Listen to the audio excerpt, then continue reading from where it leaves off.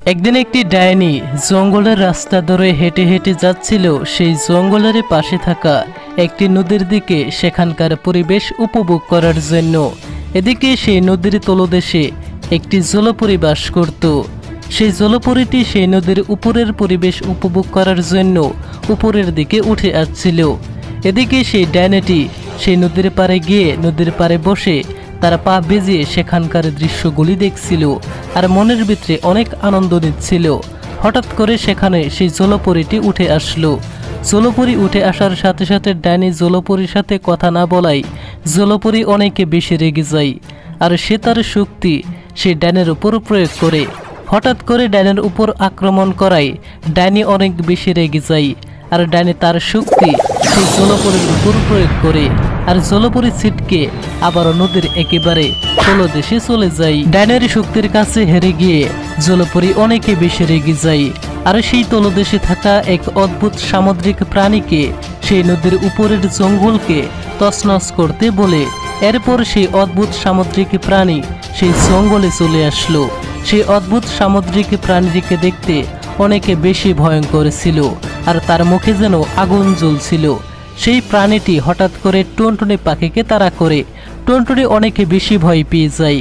কোনো মতে সেই সামুদ্রিক প্রাণীর কাছ থেকে তার প্রাণ বাঁচিয়ে তার ঘোড়াটিকে নিয়ে ডাইনির কাছে যায় আর ডাইনিকে সমস্ত কথা খুলে বলে। এইসব শুনে ডাইনি তার জাদু আয়নায় জিজ্ঞাসা করে সেই অদ্ভুত সামুদ্রিক প্রাণীটি কোথা থেকে এলো। এরপর সেই জাদু আয়না দেখিয়ে দেয় সেই দুষ্ট জলপরীটি এই অদ্ভুত সামুদ্রিক প্রাণীটিকে এই জঙ্গলে পাঠিয়েছে জঙ্গলটি তছনছ করে দেওয়ার জন্য। এটা দেখে ডাইনি অনেকে বেশি রেগে যায়। এরপর ডাইনি নিজে সেই অদ্ভুত সামুদ্রিক প্রাণীর সামনে আসে আর সে তার জাদু শক্তি দিয়ে সেই অদ্ভুত সামুদ্রিক প্রাণীটিকে নষ্ট করে দেয়। আর তারা দুজন ভাবে তাদের বিপদ কেটে গিয়েছে, তাই তারা দুজন তাদের দুজনের ঘোড়া নিয়ে জঙ্গলে ঘুরতে বের হয়। টুনটুনি আর ডাইনির মাঝে ছিল ভীষণ বন্ধুত্ব। এদিকে নদীর তলদেশ থেকে সেই দুষ্ট জলপরী তার মায়াজালে দেখতে পায় সেই ডাইনি তার জাদু শক্তি দিয়ে তার সেই অদ্ভুত সামুদ্রিক প্রাণীটিকে মেরে ফেলেছে। এটা দেখে জলপরী অনেকে বেশি রেগে যায়। এদিকে সেই ডাইনি আর টুনটুনি তাদের ঘোড়াটিকে একটি গাছের নিচে রেখে দিয়েছিল আর তারা দুজন একটু দূরে তাদের মনের সুখ দুঃখের কথা বলতেছিল। এদিকে সেই দুষ্ট জলপরী নদী থেকে উপরে উঠে আসলো আর টুনটুনি আর ডাইনির ঘোড়ার কাছে এসে তার জাদু শক্তি দিয়ে সেই ঘোড়া দুটিকে মেরে ফেললো। কিছুক্ষণ পরে টুনটুনি আর ডাইনি তাদের ঘোড়ার ওখানে এসে দেখে সেখানে ঘোড়া দুটি নেই। ডাইনি বুঝতে পারে সেই দুষ্ট জলপরীটি তাদের ঘোড়াটিকে হয়তো মেরে ফেলেছে, তাই তাদের ঘোড়াকে আবারও ফিরিয়ে আনার জন্য কোথাও যাচ্ছিল।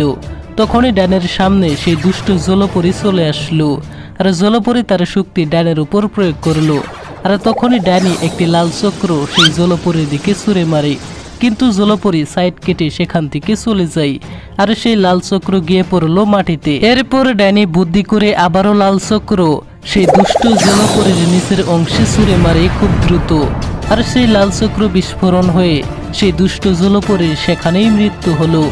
এরপর ডাইনি তাদের ঘোড়া দুটিকে আবারও ফিরিয়ে আনার জন্য যেতে লাগলো পাহাড়ের উপরে থাকা একটি তান্ত্রিকের কাছে। কিছুক্ষণ পরে সেই ডাইনি সেই তান্ত্রিকের কাছে পৌঁছালো আর তান্ত্রিককে সমস্ত কথা খুলে বলল। সমস্ত কথা শুনে তান্ত্রিক ডাইনিকে একটি সরোবরের সন্ধান দেয়। এরপর ডাইনি সেই সরোবরের কাছে আসলো আর সরোবরের জল দেখে ডাইনির মন ভালো হয়ে যায় আর ডাইনি অনেক বেশি খুশি হয়েছিল সেই সরোবরের কাছে এসে। এরপর ডাইনি একটি বোতল করে সেই সরোবর থেকে একটু জল তুলে নেয়। এরপর ডাইনি সেই সরোবর থেকে তাদের সেখানে চলে আসলো যেখানে তাদের দুইটি ঘোড়ার মৃত্যু হয়েছিল। এরপর ডাইনি সেখানে সেই বোতল থেকে জল ঢালতে লাগলো আর কিছুক্ষণের ভিতরেই সেখানে সোনার আলো চলে আসলো আর কিছুক্ষণের ভিতরেই সেখানে ঘোড়া দুটি আবারও ফিরে আসলো।